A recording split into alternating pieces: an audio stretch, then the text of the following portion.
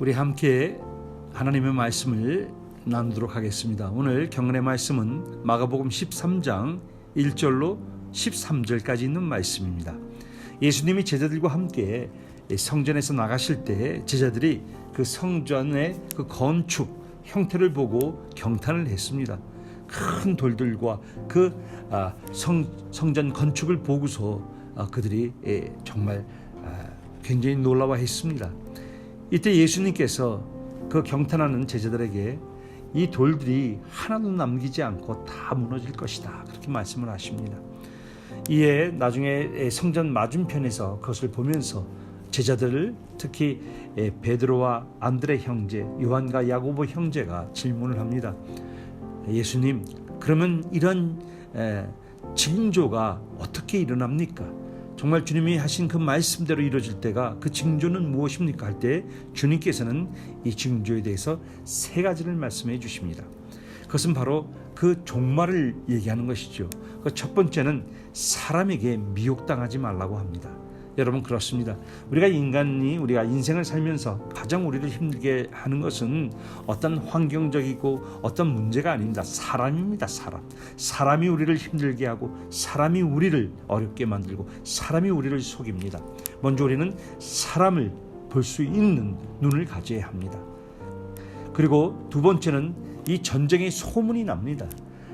민족이 민족을 치고, 국가가 국가를 치고, 지진이 일어나고 기근이 있어서 많은 사람들이 죽어가고, 이런 그 자연 이 재해를 만납니다. 그러나 주님이 무슨 말씀하시냐면 이것이 종말이 아니다, 이것이 종말의 징조다, 시작이다, 이렇게 말씀하십니다. 그리고 세 번째로는 어떤 일이 일어나냐면 이 불신임이, 이 의심이 일어나는데, 그것도 가족 안에서 부모가 자녀를 팔아넘기고, 자녀가 부모를 치고, 형제가 형제를, 이렇게 가장 자기가 신뢰하는 가까운 사람이 배반을 한다고 하는 것입니다. 그런데 주님께서는 말씀하십니다. 이러한 상황 속에서 그러면 우리가 어떻게 살 것인가? 그것은 바로 성령 하나님의 인도하심을 받아야 합니다.